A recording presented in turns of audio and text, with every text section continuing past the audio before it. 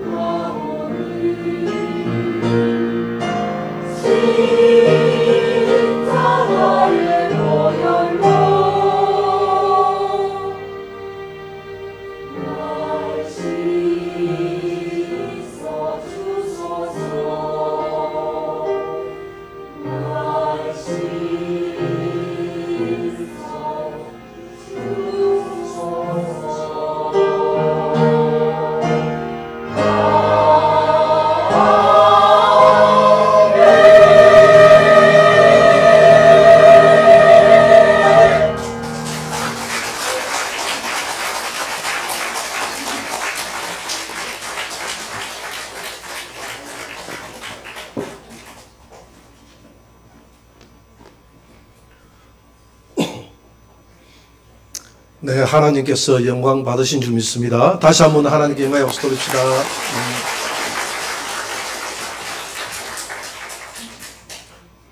자, 이제 본론으로 돌아가서 오늘 말씀의 제목을 다 같이 한번 말해 봅시다. 사람의 영혼이 박는 굴보다 못하느냐.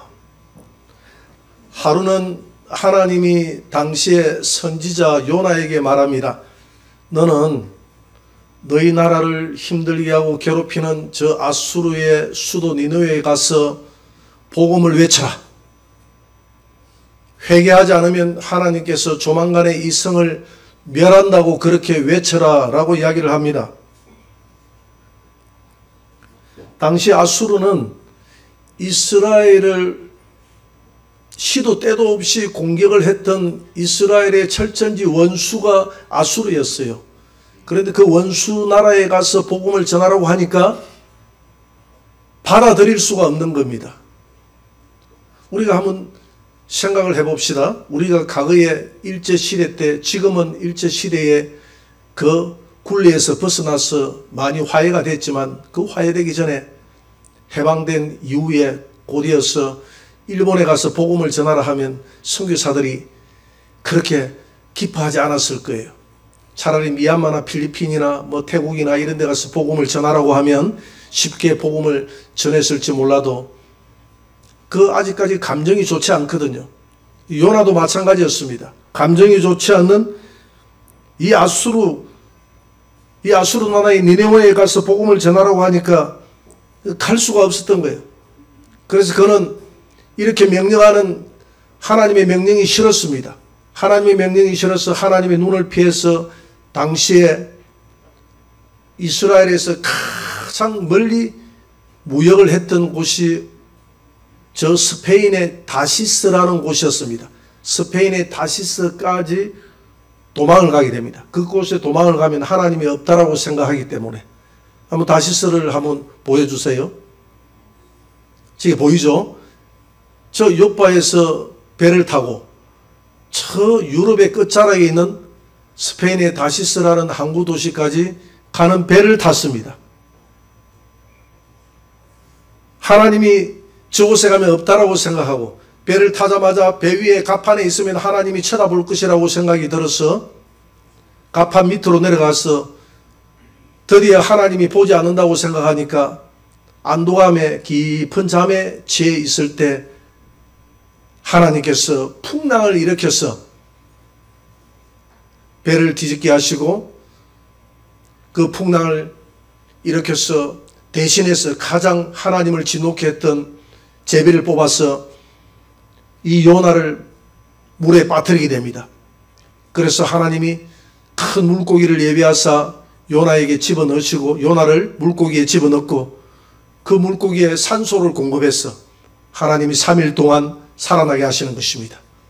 요즘 말로 이야기하면 배를 타고 가다가 배에서 잠수함으로 이동했다.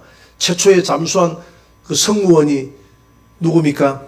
요나입니다. 요나라고 생각하면 됩니다. 잠수함을 타고 다니는 거예요. 그래서 요나는 그 물고기 뱃속에서 3일 동안 하나님 앞에 회개하지 않습니까? 하나님 잘못했습니다. 하나님 정말 잘못했습니다.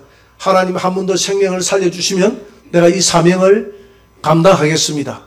이 사명을 감당하겠습니다. 그렇게 하나님 앞에 기도를 합니다. 그래서 하나님이 요나가 이제는 회개해서 됐다 싶어서 물고기를 하여금 그 다메섹 도상에 그 해안가에 뱉어버리게 합니다. 한번 보여줄까요? 니느웨로 가는 그 위치를 한번 보여주시기 바랍니다.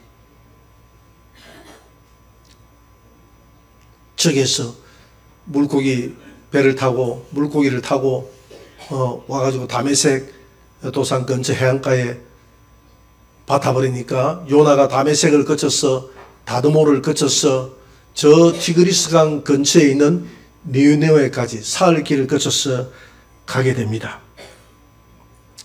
이 니느웨가 요나서 3장 3절 4절을 한번 볼까요? 요나서 3장 4절을 한번 봅시다.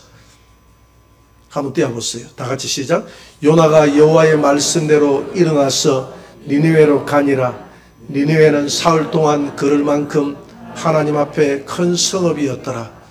요나가 그 성읍에 들어가서 하루 동안 다니며 외쳐 이르되 40일이 지나면 니느웨가 무너지리라 하였더니 하나님 말씀대로 40일을 지나면 이 니느웨가 무너질 것이다.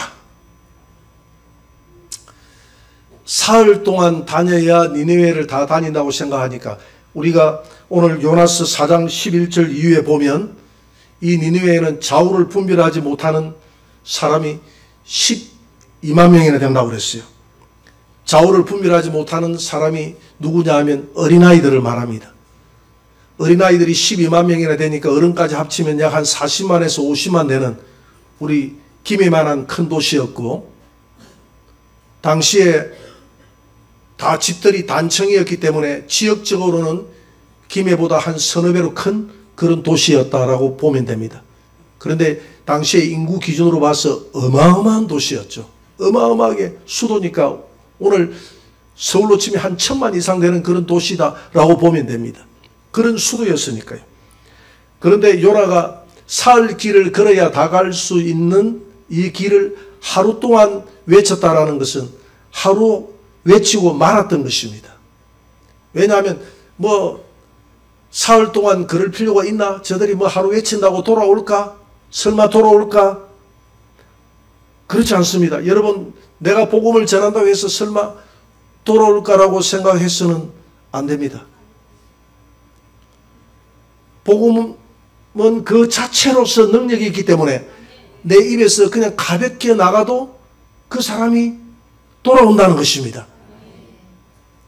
2021년 4월 달에 다니엘 기도회 원데이 다니엘 기도회다 해가지고 봄 되면 하루 동안 하고 가을이 되면 11월 달이 되면 21일 동안 하는 것을 봄에 하루 동안 하는 그런 원데이 다니엘 기도회가 있습니다. 그 원데이 다니엘 기도회에 윤치영 목사님이 그날 나와서 간증을 했어요. 그가 호주에서 청소년 사역을 하다가 잘못되어서 호주에서 감옥소에 들어가게 됐습니다. 감옥소에 감방에서 들어가서 감방에서 베트남 마약 왕하고 함께 방을 쓰게 된 거예요. 그런데 이 베트남 마약 왕이 무슨 종교를 믿고 있는지는 모르겠는데 하여튼 자기의 신을 부르면서 막 이렇게 노래를 하고 막 주문을 외우고 중얼중얼 하더라는 거예요. 그래서 윤치영 목사님도 들어가서 기도해야 되지 않습니까? 기도하고 막 이렇게 했더니 당신이 무슨 종교를 믿느냐 해서 기독교를 믿는다고 이야기를 했다고 합니다. 그러면 당신의 신을 한번 찬양을 해보라고 그러더랍니다. 그래서 찬양 중에서 제일 쉬운 찬양이 뭡니까? 그렇죠. 할렐루야죠. 할렐루야, 할렐루야, 할렐루야, 할렐루야 하고 막 할렐루야를 계속 할렐루야 외쳤더니 그냥 이 마약왕도 따라서 뭔지 모르고 지도 그냥 할렐루야를 찬양하더라는 거예요. 할렐루야, 할렐루야, 할렐루야 하면서 찬양을 하다가 그냥 성령이 그 마약왕에게 임해버린 겁니다. 성령이 임해버려가지고 입에서 방언이 나오고 막 눈물이 나오고 통회를 하고 네가 믿는 예수를 내가 믿겠다고 자세히 알려달라 해서 예수님에 대해서 소개를 하고 그가 예수를 믿고 나니까 그 감방에 있는 사람들이 다 돌아온 게 아니라 베트남 사람들만 다 돌아왔다는 거예요. 마약왕이 돌아오니까. 이 윤치영 목사님도 마찬가지입니다. 이 할렐루야 한다고 해서 이 사람이 돌아올 줄 몰랐던 거예요. 그런데 복음은 그 자체로서 위대한 능력이 있기 때문에 내 입에서 나가는 순간에 이 베트남 마약왕이 돌아오게 되고 베트남 사람들이 다 돌아오는 그런 역사가 일어났다 이 말입니다. 지금 마찬가지입니다. 요나서 3장 3절 이후에 보니까 요나가 하루 동안만 외치고 말아버리는데 사흘 동안 외쳐야 될 걸 하나님 사명을 감당하지 못하고 설마 저들이 내가 한번 외친다고 해서 돌아오겠나라고 했는데 정말 설마 했는데 진짜 사건이 일어난 거예요. 온 백성들이 다 제에 앉아 회개하고 난리가 난 겁니다. 이 소문이 청와대까지 들리니까 청와대에 있는 뭐 비서실장으로부터 시작해서 거기에 있는 정무부서에 앉은 신하들이 다 하나님께로 돌아오게 되고, 그들이 하나님께로 돌아오니까 대통령이 이게 무슨 일인가 싶어서 니네의 왕이 베옷을 입고 하나님께로 돌아오게 되고, 돌아와서 국민에게 조서를 내려가지고 전 국민들이 3일 동안 회개하라. 물도 마시지 말고 짐승도 음식을 주지 말고 짐승까지 다 금식을 시키라. 여러분, 짐승까지 금식시키는 것은 니느웨가 최초의 사건이고 마지막의 사건입니다. 금식기도 하면서 집에 고양이나 짐승까지 다 여러분 그 금식기도 시켜봤습니까? 그런 경우는 없잖아요. 그러면 그런 금식을 시키면 요즘은 고발하면 짐승 학대에 속합니다. 학대에. 그렇게 금식을 시켰어요. 이런 모습을 쳐다보면서 우리가 느낄 수 있는 것은 뭐냐면, 한 나라를 변화시킬 때 대통령이 변화되면 이 나라가 변화되겠다 생각하지 말고, 이 민족들이 먼저 변화되니까 대통령까지 변화가 되잖아요. 우리가 먼저, 내가 먼저 변화가 되면 교회가 변화되고, 교회가 변화되면 지역이 변화되고, 지역이 변화되면 그냥 국회의원들과 시장과 도지사와 이 관공서의 관직에 있는 사람들이 변화되고, 관직에 있는 사람들이 변화가 되니까 대통령이 변화가 되고, 로마의 복음이 그렇게 들어갔지 않습니까? 바울이 로마의 복음을 전했을 때 처음에 제수들에게 복음이 들어갔고, 원주민들에게 복음이 들어갔고, 백부장에게 복음이 들어갔고, 병사들에게 복음이 들어갔고, 이 복음이 기부인가 점점 높은 사람들에게 이렇게 점진적으로 들어갔지 않습니까? 어느 나라든지 복음이 들어갈 때 서민들에게 먼저 복음이 들어갔다 이 말입니다. 우리가 먼저 변화되면 하나님이 이 민족을 변화시킬 줄 믿습니다. 희망을 가져야 돼요. 그래서 그들이 변화하니까 하나님이 이 요나에게 이 민족을 멸하지 않겠다고 이야기를 합니다. 내 마음을 바꾸겠다고 이야기합니다. 요나에 내가 마음을 거뒀다. 멸하려고 하는 마음을 거뒀다. 그러니까 요나가 기뻤습니까? 신경질이 났습니까? 신경질이 났어요. 아니, 요나는 설마, 그러니까 사람이 회개할 때하고요, 화장실에 들어갈 때하고 나올 때 마음이 다르다고. 회개할 때의 마음과 하나님이 용서해주고 나니까 옛 성품이 살아나가지고 저들을 회개하라고 외치기는 했지만, 설마 하나님께서 이들을 다 죽여버리지 않겠나? 이놈들은 죽어도 마땅해. 우리나라 우리 국민들을 얼마나 못 살리고 있는 민족인데 내가 이 민족이 돌아오는 꼴을 못 보리라. 그렇게 자기가 돌아오라고 이야기해놓고도 속으로는 사촌이 논을 사면 배가 아프다고, 잘 되는 거 보면 배가 아프다고, 정말 저들이 잘못됐으면 하는 이 마음을 가지고 있었던 것입니다. 그래서 요나가 요나서 4장 1절에 하나님 앞에 이렇게 항변을 합니다. 다같이 요나가 매우 싫어하고 성내며, 2절 여호와께 기도하여 이르되 여호와여 내가 고국에 있을 때 이러하겠다고 말씀하지 아니하였나이까? 그러므로 내가 빨리 다시스로 도망하여 싸우니 주께서는 은혜로우시며 자비로우시며 노하기를 더디하시며 인애가 크시사 뜻을 돌이켜 재앙을 내리지 아니하시는 하나님이신 줄을 내가 알았음이니이다. 여호와여 원하건대 이제 내 생명을 거두어 가소서. 사는 것보다 죽는 것이 내게 나음이니이다. 이 투덜투덜 불평합니다. 아니, 회개하라고 해서 회개하고 하나님께로 돌아오지 않으면 멸망한다 이 말은, 하나님께로 돌아오면 멸망 안 한다 이 말은 요나의 뜻대로 됐잖아요. 요나가 외치는 대로 됐잖아요. 근데 마음은 틀린 거예요. 마음은 벌써 딴 생각이야.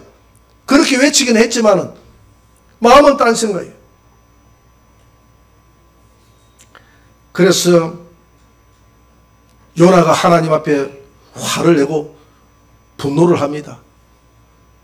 하나님 앞에 투덜대기 시작합니다. 투덜대기 시작합니다. 그랬더니 요나서 4장 4절에서 하나님이 이렇게 말씀하십니다. 요나서 4장 4절을 한번 봅시다. 다 같이 시작. 요나가 그 성읍에 들어가서 하루 동안 다니며 외쳐 이르되 40일. 요나서 4장 4절입니까? 다 같이 시작. 여호와께서 이르시되 내가 성내는 것이 옳으냐 하시니라. 네가 성내는 게 맞느냐? 진짜 옳으냐? 이러니까 요나가 옳다고 그러잖아요. 뒤에 그 말은 없어도 그게 다 숨겨져 있는 겁니다. 지금 제가 옳죠. 하나님 생각해 보세요. 누가 꼭 생각이 납니까? 욥이 생각이 안 납니까? 욥이. 그죠? 욥이 내가 하나님과 대면하여 보면 하나님이 내가 옳은 것을 하나님이 인정할 것이다. 그게 요나가 생각을 해보세요. 하나님 생각을 해보세요. 상식적으로 생각을 해보세요. 우리 민족은 하나님을 믿는 민족이고 하나님을 잘 섬기는 민족이고 이 민족은 우상을 섬기는 민족인데 우상을 섬기는 민족이 하나님을 믿는 백성들을 지금 칼을 들고 와서 죽이고 매일 이렇게 못 살고 그러는데 그 나라가 멸망하는 것이 당연하지 않습니까? 하나님 한번 상식적으로 생각을 해보세요. 여러분 이런 기도를 드린 적이 없습니까? 이런 기도를 하면 그래도 우리 하나님은 오라 우리가 서로 변론하자. 하나님이 그렇게 막 항의하는 거 그렇게 하나님이 분노하지 않습니다. 이렇게 변론하는 것을 좋아해요. 하나님 앞에 이렇게 항의하는 것도 하나님이 좋아해요. 그러니까 하나님께서 더 이상 말이 없고 침묵합니다. 그렇게 요나가 착각을 하는 거예요. 옳지 됐다. 하나님이 내 기도를 들으신 모양이다. 내 논리가 하나님 앞에 통했다. 하나님을 설득시켰다라고 생각을 하고 그러면 그렇지. 하나님께서 이 민족을 멸하실 거야. 저들이 비록 금식한다고 해서 한순간에 하나님이 저들을 용서하리라고 했지만 하나님께서 내게 더 무게를 두고 내가 누구냐? 내가 하나님의 선지자 아니냐? 내 기도하면 하나님이 내 기도 내 편에 서야지 저 편에 서서는 안 된다. 내 편에 서서 내 기도를 들어주고 내 소원을 들어줄 것이다 라고 생각을 하고 하나님께서 이 민족을 멸할 것으로 생각을 하고 요나서 4장 5절에서 요나가 어떤 짓을 하고 있는지 한번 봅시다. 요나서 4장 5절 다 같이 시작. 요나가 성읍에서 나가서 그 성읍 동쪽에 앉아 거기서 자기를 위하여 초막을 짓고 그 성읍에 무슨 일이 일어나는가를 보려고 그 그늘 아래에 앉았더라. 지금 한여름이에요. 한여름 땡볕이 치다 보니까 이제 동편에 그 동네가 있는데 그 마을에 그러니까 그 도시의 동쪽에 지금 우리 이 김해로 치자면 이 한 분성산 정도 되는 산에 올라가 산 꼭대기에 올라가 가지고 이제 나무를 꺾어 가지고 초막을 짓고 초막 아래에 부채를 붙여가면서 하나님이 언제 멸하는가 한번 보자 하고 밤낮으로 그냥 그거 쳐다보고 있는 거 도시만 쳐다보고 언제 불이 내려와서 소돔과 고모라 성을 하나님께서 멸하는가 한번 보자 싶었어. 그래서 하나님이 이런 요나에게 교훈을 주기 위해서 그 박능꿀이 나게 합니다. 요나서 4장 6절을 한번 볼까요? 다 같이 하나님 여호와께서 박능쿨을 예비하사 요나를 가리게 하셨으니 이는 그의 머리를 위하여 그늘이 지게 하며 그의 괴로움을 면하게 하려 하심이었더라. 요나가 박능쿨로 말미암아 크게 기뻐하였더니 여러분 이렇게 초막을 지었어요. 초막을 지었는데 처음에는 초막에 이렇게 잎사귀가 있습니다만은 이 햇빛이 강렬하게 쬐니까 잎사귀가 말라버리지 않습니까? 말라버리니까 하나님께서 그 초막 옆에 박능꿀이 나게 해가지고 박능꿀로 무성하게 우거져서 그렇게 그늘을 만들어주니까 요나가 너무 기쁜 거예요. 요나의 마음속에는 어떤 생각이 듭니까? 착각을 하는 것이죠. 하나님이 나에게 이런 호의를 베풀어 주시는 것은 내 기도를 들으심이다. 드디어 저들을 멸할 때가 다 됐다. 이렇게 착각을 하는 거예요. 그런데 요나가 잠들었을 때 그날 새벽에 박능꿀에 벌레를 붙여가지고 하나님이 박능꿀 잎을 다 갉아먹게 만들어버렸습니다. 그것뿐만이 아니라 동풍을 불게 해가지고 동풍으로 하여금 뜨거운 바람을 확 불게 하니까 요나가 견딜 수가 없는 거예요. 요나서 4장 8절을 한번 봅니다. 4장 8절 다 같이 시작. 해가 뜰 때에 하나님이 뜨거운 동풍을 예비하셨고 해는 요나의 머리에 쪼임에 요나가 혼미하여 스스로 죽기를 구하여 이르되 사는 것보다 죽는 것이 내게 나으니이다 하니라. 이 뜨거운 동풍은 시로코라는 동풍인데 이 동풍은 이 저기압성 열풍이에요. 이 저기압은 뭘 가지고 동반하느냐 하면 수증기를 가지고 동반을 합니다. 지금도 이 동풍이 그 중동 지역 바람이죠. 불어오면 굉장히 습도가 많다고 그래요. 습도가 많으면 사람이 무슨 정이 납니까? 짜증이 나잖아요. 짜증이 납니다. 짜증이 납니다. 제가 몽골에 가보니까 몽골에 2019년도에 몽골에 한번 다녀온 적이 있습니다. 8월 초에 갔다 왔는데 그때 온도가 몽골도 마찬가지 여름에는 더워요. 한 33도, 34도까지 올라가더라고요. 올라가는데 밖에 땡볕에 섰는데도 하나도 덥지 않아요. 땀이 안 나요. 땀이 안 나요. 희한하더라고. 땀이 안 나고 햇살이 비치는데 마치 가을 햇살처럼 따끔하고 기분이 상쾌해요. 뭐가 없기 때문에? 습도가 없기 때문에. 습도가 이처럼 사람의 불쾌감을 주는 대신에 어떤 역할을 하느냐 하면 여러분 피부 미용을 돕습니다. 몽골 사람들은 습도가 없기 때문에 그 땡볕에 생활하기 때문에 나이가 한 40대 정도 되면 한 60대 정도 돼 보입니다. 이게 직사광선을 그대로 자외선이 내리쬐니까 노화가 빨리 일어나요. 그런데 하여튼 기분은 좋아. 그런데 지금 이 동풍은 중동에서 부는 동풍은 습도를 동반하기 때문에 짜증이 나서 미칠 것 같아. 그렇지 않아도 더운데 바람까지 부는데 뜨거운 바람에 이 습도를 동반한 이 미지근한 바람이 불어오니까 견딜 수가 없는 거예요. 그래서 팍 짜증을 냅니다. 요나서 4장 9절을 한번 봅니다. 4장 9절.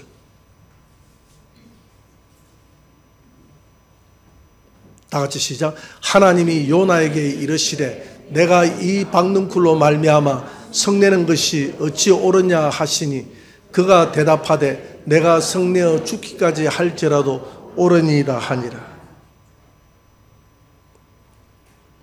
그러니까 요나의 이 자기 고집이 보통 고집이 아니에요. 보통 고집이 아니에요. 사람은 하나님 앞에 자꾸 항변하려고 하는, 뭐가 잘못되면 하나님을 원망하려고 하는 그런 마음들이 있어요. 여러분 그런 마음이 없습니까? 며칠 전에 방에 뭘 잘라야 되는데 칼이 안 보이는 거야. 짜증이 나 죽겠는 거예요, 그냥. 아니, 칼을 분명히 꽂아놨는데 이리 살피도 없고 저리 살피도 없고. 그래서 제가 칼이 왜 없지? 짜증이 난다. 이러면 될 텐데 내 입에서 무슨 말이 나오냐면 하나님 왜 칼이 없습니까? 왜 칼이 꼭 찾을 때만 없고 안 찾을 때는 내 눈에 보이고 왜 그럽니까? 그거다가 하나님이란 말을 딱 붙이는 거예요, 내가. 그러니까 내 마음 한쪽 구석에 그걸 딱 하나님에게 원망을 갖다 붙여버리는 거예요. 그래서 제가 회개를 했습니다. 하나님 잘못했습니다. 이제 앞으로는 하나님이란 말 안 붙이고 불평할게요. 사람이 그래요. 그래서 이스라엘 백성들이 모세를 원망하지 않습니까? 모세에게 그냥 맨날 먹는 만나만 먹고 맛도 없고 뭐 물도 없고 맨날 먹는 거 먹고 한 번씩 가다가 된장찌개도 주고 한 번씩 가다가 삼겹살도 구워주고 했던 그 과거의 그 애굽의 생활이 더 좋다고 불평할 때 하나님이 그러잖아요. 너를 원망하는 것이 아니고 저들의 속에는 실제적으로 누구를 원망한다? 하나님을 원망한다. 하나님이 다 깨뜨리고 있는 거예요. 여러분 하나님 원망하지 마시기 바랍니다. 하나님이 이 요나에게 뭐라고 답변을 합니까? 요나서 4장 10절을 한번 봅니다. 다 같이 시작. 여호와께서 이르시되 내가 수고도 아니하였고 재배도 아니하였고 하룻밤에 났다가 하룻밤에 말라버린 이 박능쿨을 아꼈거든. 11절. 하물며 이 큰 성읍 니느웨에는 좌우를 분별하지 못하는 자가 12만여 명이요 가축도 많이 있나니 내가 어찌 아끼지 아니하겠느냐 하시니. 오늘 이 요나서의 결론절을 보면 하나님이 소중히 여기는 것이 무엇이며 인간이 소중히 여기는 것이 무엇인가가 확연하게 드러납니다. 인간이 소중히 여기는 것은 한 생명이 아니에요.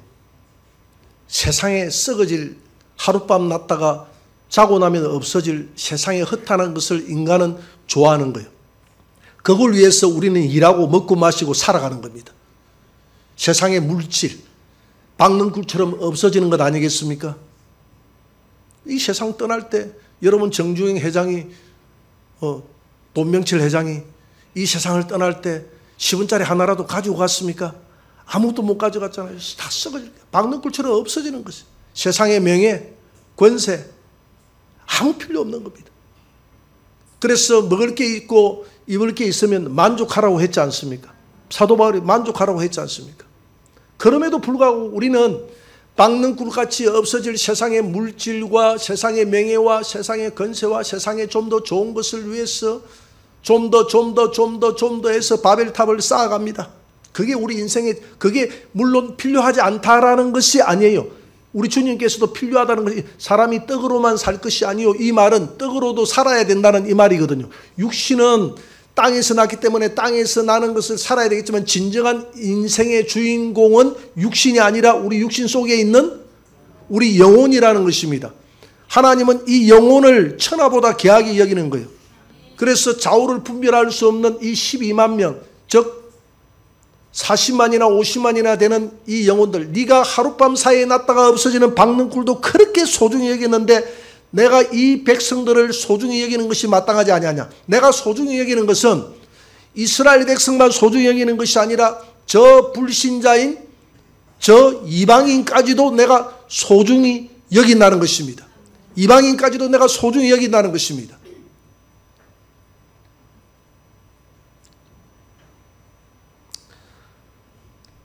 사람은 자기 이익이 되는 것이라면 사람의 생명을 파리목수처럼 버립니다. 여러분, 그 푸틴을 한번 보세요. 푸틴의 정신세계를 보면요, 그런 권력에 앉으니까 사람의 생명을 파리목수처럼 여기는 거예요. 지금 러시아의 병사들이 지금 수십만 명이 죽었다고 그러거든요. 수십만이 죽었다고 그래요. 근데 파리목수처럼 여기는 거예요. 알량한 그 땅 몇 평을 얻기 위해서, 그 몇 평을 얻기 위해서, 그 자기 욕심을 채우기 위해서, 휴전하다고 하니까 자기의 그 아집, 자기의 고집, 자기의 자존감을 다 채워주기 전에는 안 한다는 겁니다. 자기 자존감이 뭡니까? 그게 생명보다 소중합니까? 북한의 김정은도 마찬가지입니다. 그 러시아의 수만 명의 병사들을 파병했지 않습니까? 벌써 나타난 정보에 의하면 5천 명의 병사들이 죽었다고 합니다. 자기의 이익을 위해서는 사람의 생명을 천하보다 귀하게 여기지 않는 것이 우리 인간이고, 그러나 하나님은 한 사람의 생명을 천하보다 귀하게 여긴다는 것입니다. 그래서 저는 개척 교회에 가가지고 축사를 해달라고 하면 꼭 해주는 말이 있습니다. 조용기가 되려고 하지 말고, 한 영혼을 천하보다 귀하게 여기는 그런 목회자가 되시기 바랍니다. 한 영혼을 천하보다 귀하게 여기면 천하를 얻은 것이고, 천하를 얻었으면 큰 목회를 하는 것입니다. 그 목회는 사람들의 수에 많고 적음에 있는 것이 아니라 당신이 그 영혼을 얼마나 크게 여기느냐 작게 여기느냐에 따라서 100명의 영혼이라도 작게 여기면 만족이 안 되면 작은 목회하는 것이요, 한 영혼이라도 크게 여기면 큰 목회하는 것입니다. 그래서 한 영혼을 천하보다 소중히 여기시라고 그렇게 꼭 부탁을 합니다. 이것이 우리 하나님의 마음인 것을 믿으시기 바랍니다. 오늘 요나서를 통해서 하나님이 우리에게 주시는 교훈이 있습니다. 하나님의 관심은 오직 영혼에 있다는 것입니다. 저는 오늘 우리 하늘영광교회가 급격한 부흥은 없지만은 그래도 전도하려고 애를 쓰고, 토요일 전도, 수요일 전도, 전도대가 구성이 되어서 전도하려고 막 애를 쓰고, 전도대에 오는 사람 제자훈련을 시키려고 애를 쓰고, 그 양육하려고 애를 쓰고, 또 우리 학생회 뭐 이런 데서도 저 트릭에 선교 가가지고 땅끝까지 복음을 전하라는 그 사명을 우리 어린 아이들에게 선교의 사명과 비전을 심어주려고 하는 그런 정신이 아직도 남아있다는 것이 감사한 거예요. 주저앉기 시작하고 나태해지기 시작하면 끝이 없는 겁니다. 나태해지기. 우리 교회에 어떤 집사님이 그 이야기를 하더라고요. 마산에 있는 어떤 교회를 다니는데 코로나 때 모든 예배를 다 폐해버리고 주일 예배만 드리기로 했다는 거예요. 코로나가 조금 어느 정도 잠잠해지는데 풀어질 생각을 안 하고, 수요 예배도 없고 다 없고 모든 심야 기도도 없고 다 없으니까 교회가 좋은 거예요. 그래서 몇 사람이 모여서 오후에 기도회를 가지고 모임을 가졌더니 목사님이 난리가 났다는 거예요. 당회에서 결정이 나야 되는데 당회에서 결정하지 않은 것을 여러분들이 왜 임의대로 합니까? 라고 하니까 하나님 앞에 기도하는 것도 당에서 결정을 해야 됩니까? 그래서 그것을 오히려 이 코로나라는 것을 핑계대어져서 그냥 교회가 편안해지는 것에 익숙해지더라는 거예요. 여러분, 이게 익숙해지기 시작하면 한없이 사람은 편안함을 추구하게 돼 있어요. 편안함을 추구하게 돼 있습니다. 그래서 제가 감사한 것은 우리 교회가 그래도 전도하려고 애를 쓰고 양육하려고 애를 쓰고 선교하려고 애를 쓴다는 이 자체가 우리가 익숙함에 젖어들지 않고 새로운 도전을 향해서 성도들이 일어서려고 애를 쓴다는 이 자체가, 또 기도하려고 중보기도에 이렇게 새로운 사람들이 와서 화요일날 수요일날 1시간 반 동안 하는 중보기도에 계속 꾸준히 교회가 살아 움직이고 노래 소리가 나오고 찬양 소리가 나오고 기도 소리가 나온다는 이 자체가, 여러분, 우리가 익숙함에 젖어들지 않고 하나님 복음에 깨어 있으려고 노력하지 않습니까? 하나님의 관심에 우리의 관심이 함께 하려고 노력한다는 것입니다. 오늘 요나서를 통해서 하나님은 우리에게 주는 교훈은 하나입니다. 나의 관심은, 너희들이 관심을 가지는 세상 것에는 아무런 관심이 없다. 그 관심은 너가 가지는 관심이지, 내 관심은 오직 사람의 영혼에 있다. 하나님의 관심에 좀 더 적극적으로 응답하시는 저와 여러분들이 되시기를 주의 이름으로 축원합니다.